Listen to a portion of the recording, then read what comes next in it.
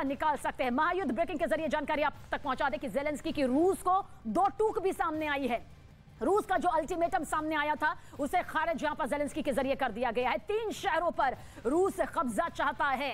3 शहरों पर रूस के कब्जे की जो बात सामने आई उसके बाद जेलेंस्की ने साफ कह दिया है कि ऐसा वो किसी भी कीमत पर नहीं होने देंगे। यूक्रेन की सेना, यूक्रेन की जनता आखिरी दम तक यूक्रेन के लिए लड़ती रहेगी।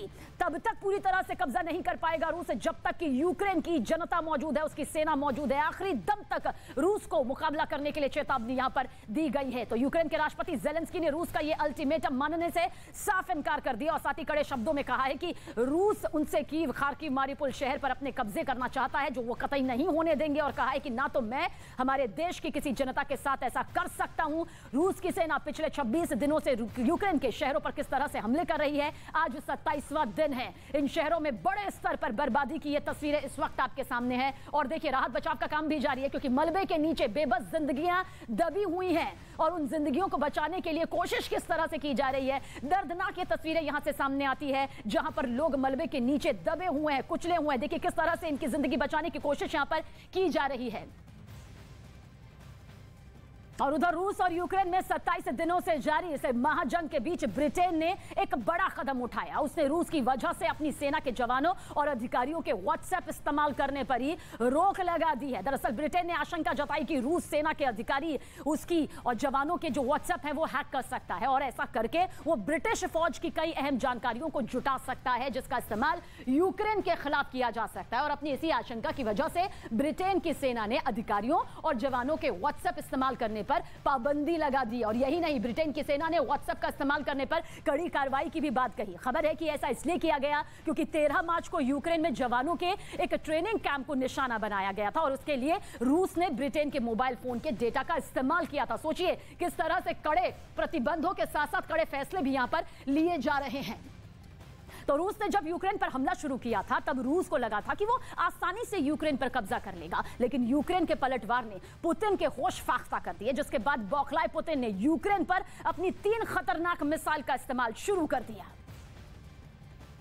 रूस इस वक्त यूक्रेन में अपनी जिन 3 बड़ी मिसाइलों का इस्तेमाल कर रहा है उनमें विमान से लॉन्च की जाने वाली किंजल बैलिस्टिक मिसाइल की रेंज 2000 किलोमीटर है।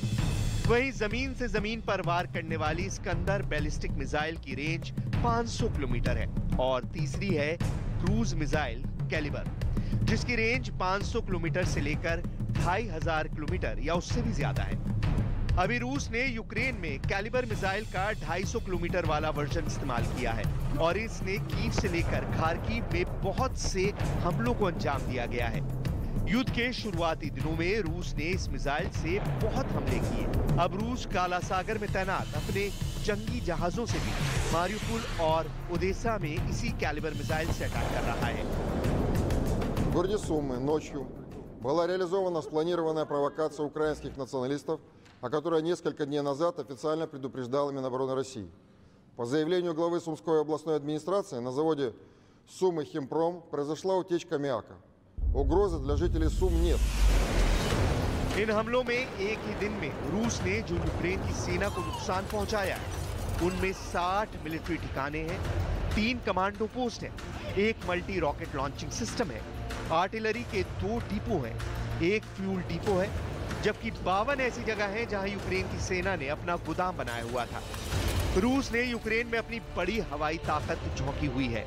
इसमें उसके सुखोई 35 फाइटर जेट भी शामिल हैं, जो लगातार अटैक सॉर्टीज यानी उड़ान भर रहे हैं। कीव और खार्किव के आसपास रूसी फौज को कवर देने के लिए कैमोव 52 अटैक हेलीकॉप्टर की भी लगातार मदद ली जा रही है।